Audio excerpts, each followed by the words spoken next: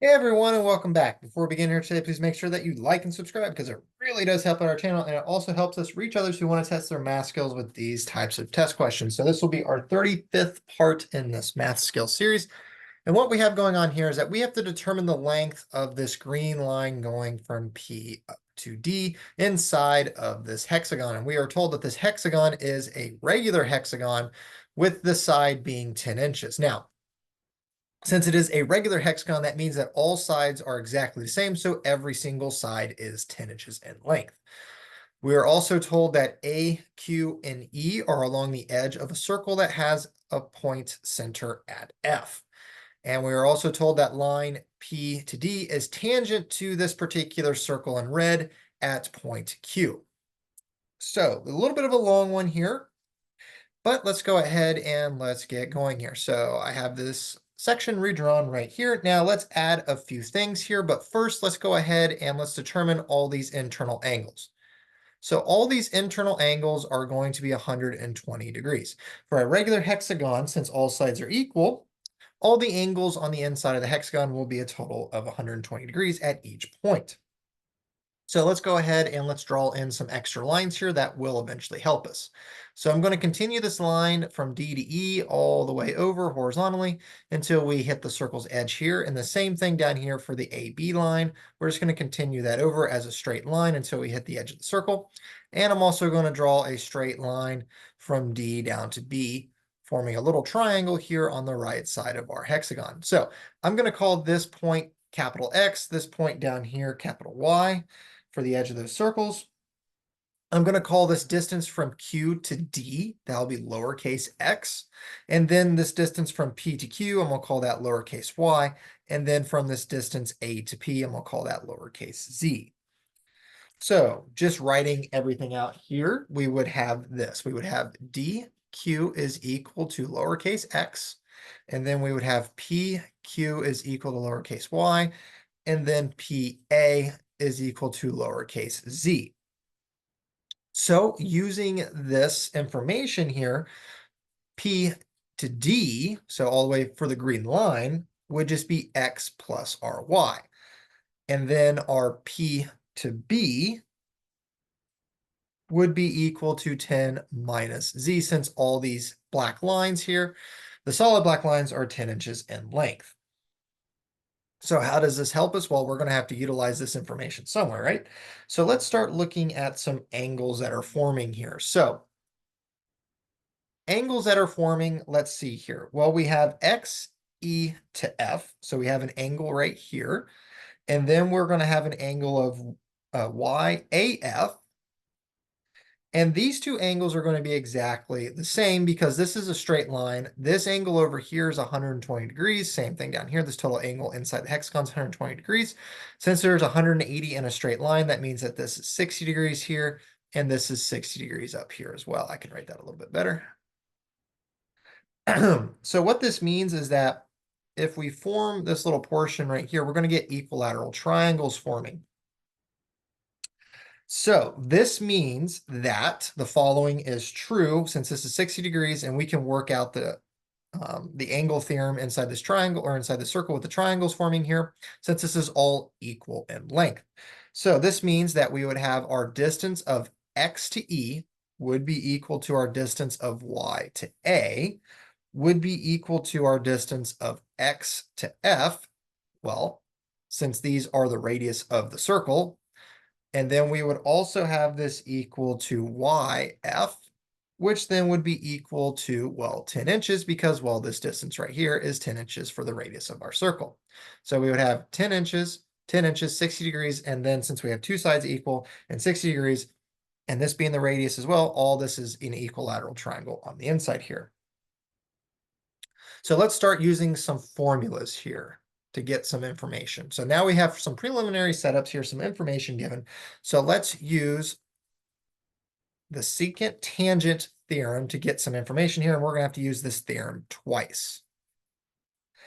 So the secant tangent theorem, let's look at the top portion here, utilizing XE and ED here.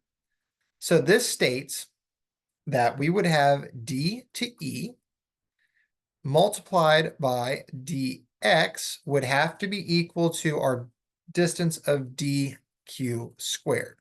So we are utilizing this information here from our tangent secant theorem. So we're using dx, this entire length up here, dq, which is the tangent point, and then our differential outside the circle of dE. So do we know any of this information here? Well, we know that dE is going to be 10 inches. What do we know about dx? Well, dx is going to be 10 inches, and this is also going to be 10 inches from the equilateral triangle forming. So this would be a total of 20 inches. And then what is dq? Well, dq, we really don't have a value for it yet, but we've called it x, so we'll just call it x squared for right now.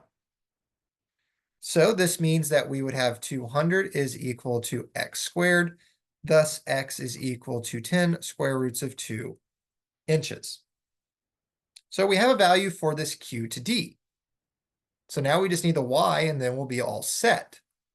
Well, the y is going to be a little bit harder here.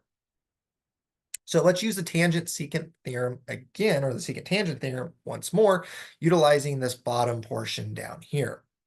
And the reason why this is going to be a little bit more difficult is because, well, we don't really know what the p to a is. Up here, we utilize d to e, and we knew what that value was, it's 10 inches, but utilizing this portion down here, we don't know what that is just yet. All right, so utilizing this value once more, we would have p to a multiplied by py. So this little distance beyond the circle multiplied by the total distance from another point inside the circle, 2 point p, would be equal to the distance of tangency of pq squared. That would be our secant tangent theorem. So let's substitute in some values here, and let me scroll back up. So for PA, we have Z. For PY, we would have this distance right here, which we've already determined which is what, 10 inches. And we would have that with that plussing Z in there for PY. And then PQ is just Y squared. So filling in our variables here, I'm just going to throw it over here on this side. We would have Z for PA, and then we'd have Z plus 10 inches for PY is equal to Y squared. So let's just rearrange here. And this would become Y squared is equal to Z squared plus 10 times Z. And let's remember this equation because we're going to have to come back to it. We can't really solve for anything right now, so let's go to a different spot. Let's go to the triangle that I drew over here from D, C, and B. And this would give me my overall height of my hexagon. So this is 10 inches, and this is 10 inches. So we're looking for this value right here, this length from D to B. So how would we get that? Well, we can use the law of cosines to get that, since we know the two sides of this triangle and the angle opposite the side that is unknown.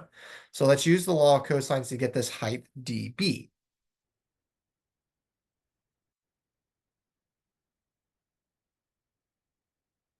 So the law of cosines equation would look like this, where we would have dB is equal to my two sides squared, so 10 squared added together, 10 squared, I don't know why I put brackets there, not there, and then minus off 2 times those two sides, and then cosine of that angle, which is 120 degrees, and then square root that entire thing. And dB comes out to be the square root of 300, or you could write it as 10 square roots of 3 inches. So how does that help me getting dB? Well, what I can utilize here is I can utilize a triangle, another triangle that forms with DP. So I would have this portion right here from P to D, D to B, and then PB. So now I know what this height is, and then I can utilize X and Y, and then I can utilize this portion down here from P to B, which would be 10 minus Z. Just trying to get equations to form where we have all our unknown variables X, Y, and Z, so we can solve for every single one. So well, what we really need is Y and Z because X has already been solved for. So we already have one equation, so let's see if we can't get another one. So let's redraw this triangle here. So it looks like this. It's supposed to be a right triangle. Put a little square in there so it makes it a right triangle. So this would be my point B. This is D, and this is P here. So P to D would be X plus Y. P to B would be 10 minus Z. And we just found out what dB was, which was 10 square roots of 3, or square root of 300. So let's use Pythagorean theorem to get some information relating all these sides together. So utilizing the Pythagorean theorem, we would have this. We would have x plus y squared is equal to 10 square roots of 3 squared plus 10 minus z squared.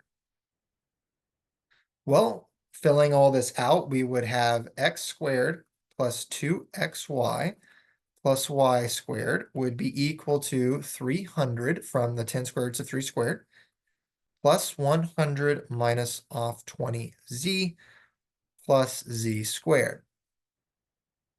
Well, from before, we know the following. We know that x is equal to 10 square roots of 2. X squared is equal to 200.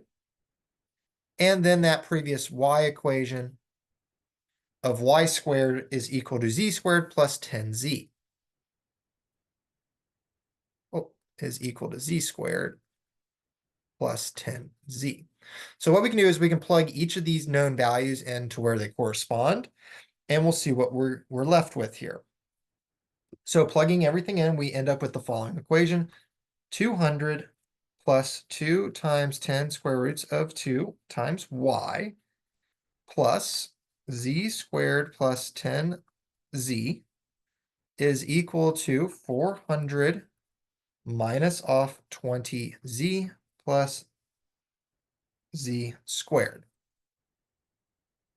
Alrighty, so we have some things that are going to drop out, like for instance, the z squared will drop out, and then we can subtract off 10 from the minus 20 over here and gives us minus 30z. So simplifying this down a little bit further, we would end up with 20 square roots of 2 multiplied by y is equal to minus 30z plus 200. And what I'm going to do is I'm going to divide by 10 here. So I'm going to take everything and divide by 10 just to lower our power or lower our zeros here. So we would end up with 2 square roots of 2y is equal to minus 3z plus 20. And we're going to have to save this equation for a little bit later because we're going to have to plug back into it. But we can simplify this down even a little bit further if we wanted to. So let's take the square of each of these here. So squaring each side, we would end up with 2 square roots of 2 times y squared is equal to 20 minus off 3z squared. And this would pop out 8y squared is equal to 400 minus off 120z plus 9z squared. Most of this problem is algebra at this point. So we're going to have to plug in our y squared equation from before. This one right here for z squared plus 10z. So plug that in for the y squared down here. So we would have 8z squared plus 10z is equal to 400 minus 120z plus 9z squared. Now we only have one variable inside this equation, so we can simplify and solve for z here. So simplifying down, we end up with 8z squared plus 80z, taking the 8 through, is equal to the 400 minus off the 120z plus 9z squared. Simplifying, moving things from left to right here, our final equation for our z pops out to be a quadratic of z squared minus 200z plus 400 is equal to 0. So we're going to have to use our quadratic equation formula, where z would be equal to our minus b plus or minus the square root of b squared minus 4ac all over 2a. So let's go ahead and plug this in, where this would be our a, this would be our b, and this would be our c values. And we would end up with the following equation of 200 plus or minus the square root of a minus 200 squared minus off 4 times 1 times 400, all divided by 2 times 1. So our possible values for z would pop out to be, because we have a quadratic, so we're gonna have two possible answers. So we would have either 100 plus 40 square roots of 6, or we would have 100 minus 40 square roots of 6 after simplifying this down, which the top one comes out to be 197.9 inches. And the bottom one pops out to be 2.0204 inches. So which one are we going to use for Z, keeping in mind what Z actually was? Z is this distance from P to A, or AP. Well, the total distance of AB is 10 inches, so it definitely can't be over 10 inches. So it has to be the one that's smaller than 10 inches, which would be the 2.0204 inches. So now that we have Z, what we can do is that we can get Y, because what we're actually looking for is P to D, and we set that earlier as X plus Y, where we already know what X is. Now we just have to solve for Y. Well, remember this equation that I marked up here earlier, right here? Well, we'll just plug in what we have for Z, and then we can get Y. So let's work on that. So we would have 2 square roots of 2 times y is equal to minus 3z plus 20 from our equation earlier. Well, rearranging here, y would be equal to minus 3z plus 20 divided by 2 square roots of 2. Well, plugging in the value here, the exact value for z, we end up with minus 3 times 100 minus off 40 square roots of 6 plus 20 all divided by 2 square roots of 2. And y will pop out to be this value of 60 square roots of 3 minus off 70 square roots of 2 inches. So now that we have y, we can plug into our original equation that we would have of PD, which is x plus y. Well, x was, which we found very early, 10 square roots of 2. And then we would have plus y, which is 60 square roots of 3 minus off 70 square roots of 2. So PD, which is the length of our green line, which I probably, keep with the fashion here, should write it in green. This comes out to be 60 square roots of 3 minus off 60 square roots of 2. And that would be your exact answer. Or you can simplify this down and approximate it as 19.07 inches in length. And that's how you would solve that particular problem. Now, that is just one possible way that you could solve it. There are other possible ways you can solve it, but I'm not going to show every single way. Just showed you this one way in which you could do it. So I hope hope you enjoyed this video, and I hope you learned a new math skill along the way. And if you want to test your abilities even further, please check out the other videos on our channel. Also, if you haven't done so already, please like this video, leave a positive comment below, and subscribe to the channel, because all of that does help us out. Thank you for watching, and I hope you have a fantastic day.